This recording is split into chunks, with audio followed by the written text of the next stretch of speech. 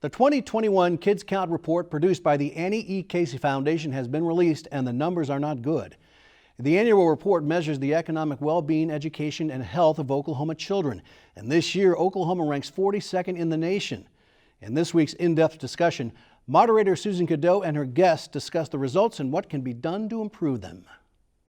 Yes, thank you, Rich. The numbers are in for Kids Count. And well, I'll just let our guests share those numbers with you. I'd like to introduce them now. We have Joe Dorman, who is the CEO of the Oklahoma Institute for Child Advocacy. And we have Gabrielle Jacoby, who's with Kids Count. She's the coordinator for the Oklahoma Policy Institute. Thanks to both of you for joining us. Thank you for having me. Great. Always a pleasure. Gabrielle, since this is your first time on In-Depth, I'm just going to initiate you by fire and throw the first question your way. What is the Kids Count collection of data, and what are the numbers for Oklahoma? Yes, so the Kids Count data book is the most comprehensive annual report on child well-being in the U.S.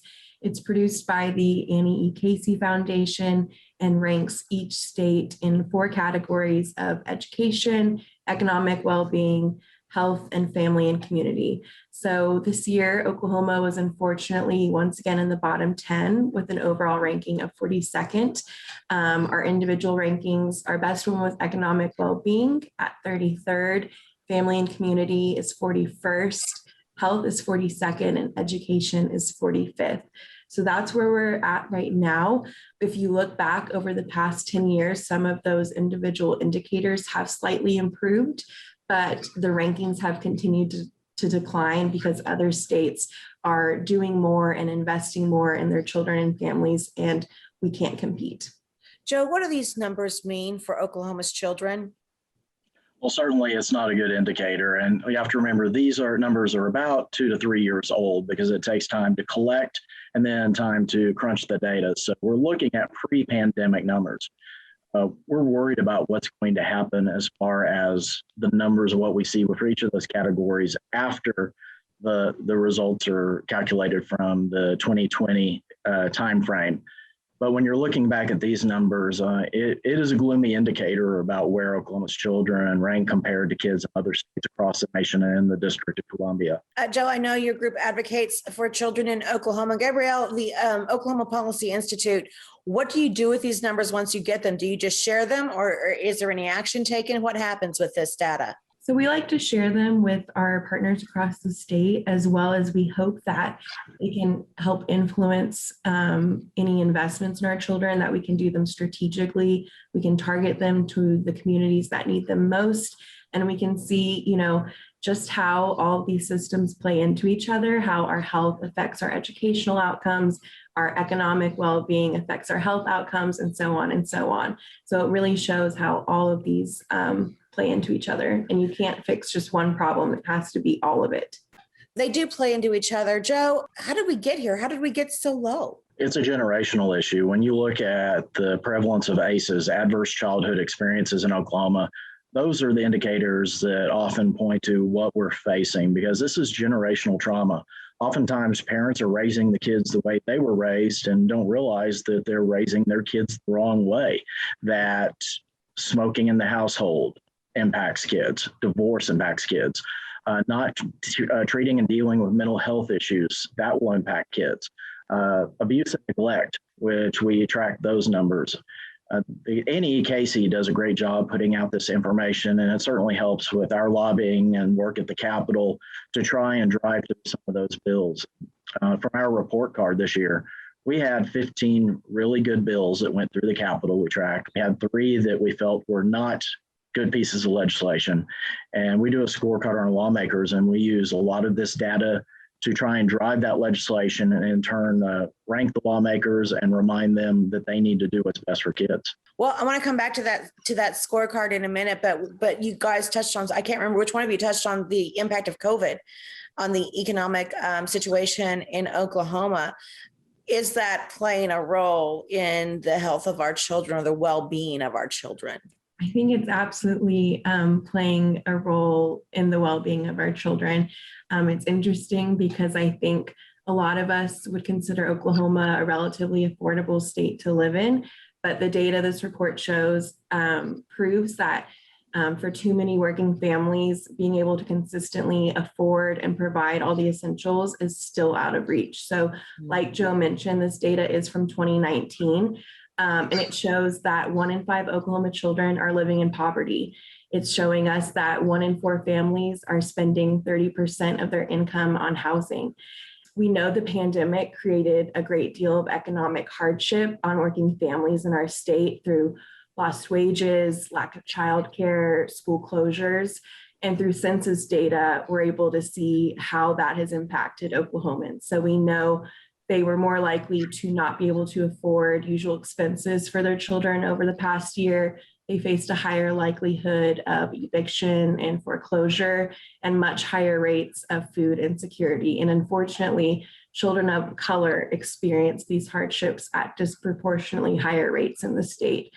So I think while the most recent data can offer a glimpse into the beginning of a recovery, too many families with children were struggling before the pandemic, and many are continuing to struggle to afford food, housing, healthcare, childcare, all of it. So fortunately, our elected officials have the power to invest in our state's children. And one of the best ways they can do that is by investing in their families through evidence-based anti-poverty solutions like an expanded and refundable earned income tax credit, as well as the child tax credit. All right, Joe, does the scorecard from OICA bear that out? It absolutely does. And Gabrielle talked about EITC. That was one of the programs that through several organizations advocating at the Capitol, we were able to get that restored this year. And that's the 5% refundability that goes into EITC. That's something the Annie E. Casey Foundation has been pushing for years. And we were thankful to be a part of that effort to get that in the budget agreement with lawmakers.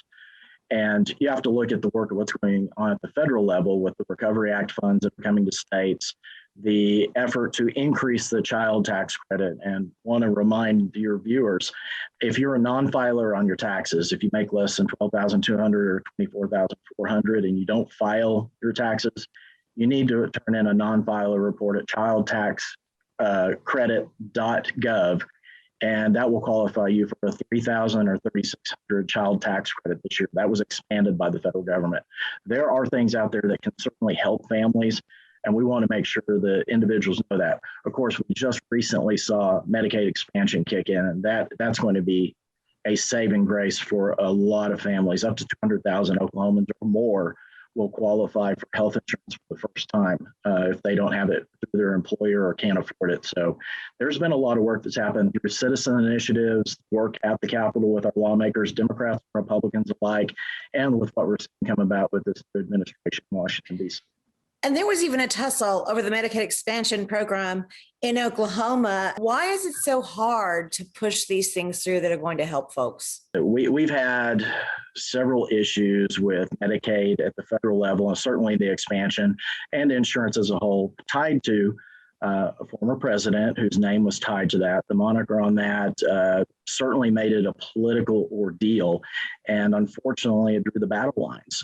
Simply put, this is going to help a lot of Americans out there who don't get insurance through their employer or multiple employers. We have an issue in Oklahoma with underemployment, with people working low wage jobs, multiple jobs to try and make ends meet, and therefore you don't hit the hours required to have insurance through the employer.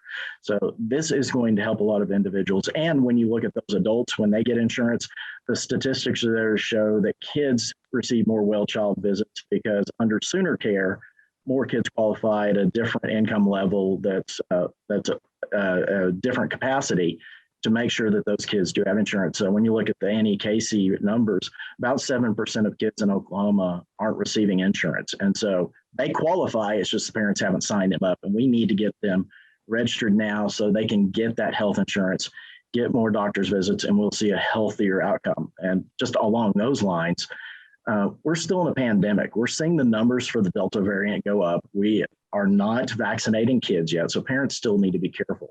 OICA is running a mask coalition at maskok.org. And some of the responses we get from individuals on there, it just makes you shake your head. We had one person respond a few weeks ago, basically comparing wearing masks to Satanism. And this was a person proclaimed to be a Christian. So people can't imagine that with their neighbors and people acting like that. But I want to say the viewers of your show need to recognize that there are viewers of other cable shows that believe everything they're told. And we have to stay strong and do what we can to protect people until this pandemic is past. Yeah, Gabrielle, what are you guys seeing on that front? As far as Medicaid expansion, we are obviously super happy it passed. This report shows that only 5 other states have a greater share of uninsured children than Oklahoma. We have about 86,000 children without health insurance. That's roughly the entire population of Edmond, Oklahoma. And when children can't see a doctor or fulfill a prescription, a child's health can be impacted, which can lead to missed days of school and lower educational attainment.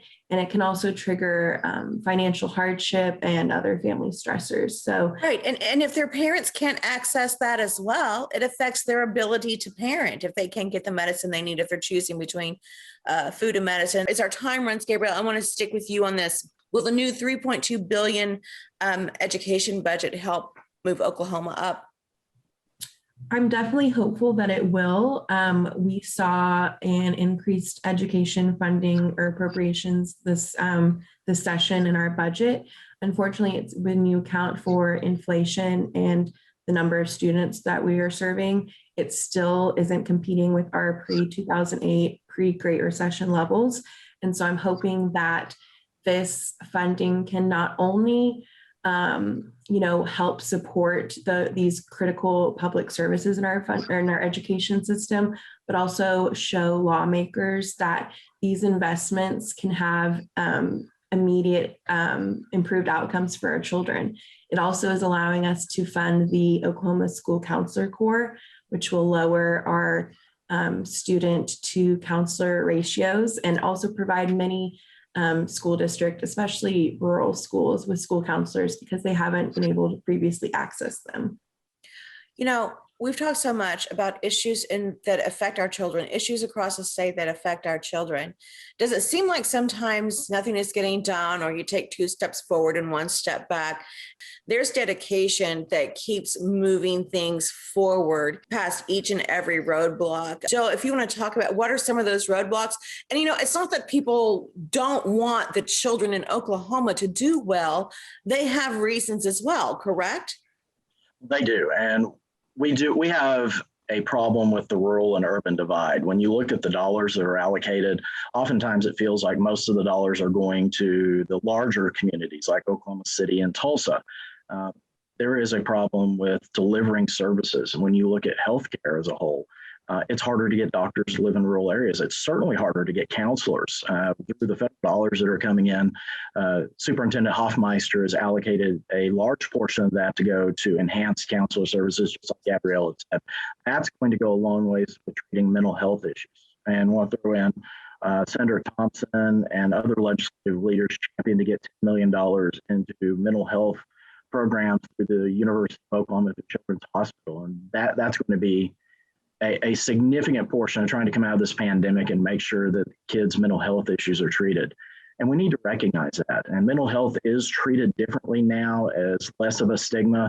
People realize it is certainly just a health condition, and there are treatments and ways to help overcome that. And people should not be afraid to talk about those issues and their feelings. A counselor goes a long way to helping, and certainly in the long run, it's going to reduce our suspension numbers in schools and in turn reduce that school to prison pipeline that we've faced in Oklahoma for so many years. What do agencies like the two of you belong to, Gabrielle, the Policy Institute, what do you do during the summer to try to keep things moving forward for when the legislature goes back in a session next year? Or is it a summer vacation right now? It's definitely not a summer vacation. I didn't think so. So obviously right now, this report just came out. So I've been spending the past few weeks just reaching out to partnering agencies and people who should have this data in their hands to make some strategic informed decisions. So that's what I've been working on. I'm sure Joe has a whole laundry list of things he wants to get done before a session gets back in February. So I'll let him answer all that. Yeah, Joe, your experience in Oklahoma politics, you carry a lot of weight when you go in with these ideas. And I can't think of a better advocate for the children of Oklahoma. What obstacles do you face, and are you working on it now? Absolutely. Advocacy never sleeps, to coin that term and apply it towards the work that we do. We're working constantly with lawmakers on both sides of the aisle and all different areas of the state to shape ideas for the next year. Interim studies were filed recently. The Pro Tem of the Senate, Greg Treat, has approved those studies that he wanted to see happen. Unfortunately, there were a lot dealing with children's issues. We have a joint request in both the House and the Senate that Kay Floyd and Roger Thompson are working on in the Senate. Kevin Wallace, Emily Burgeon, and Mark Lawson are working on the House. And if you recognize those names politically, you know those are heavy hitters in both parties. Right. And they're looking at a children's budget perspective long-term on what we can do to plan for the future. And then Kay is also working on looking at issues with children's suicide and the deaths of children. We're partnering with another Jacoby on at the Oklahoma Commission on Children and Youth to look at the reasons why we see levels of death with kids and the way to make them preventable.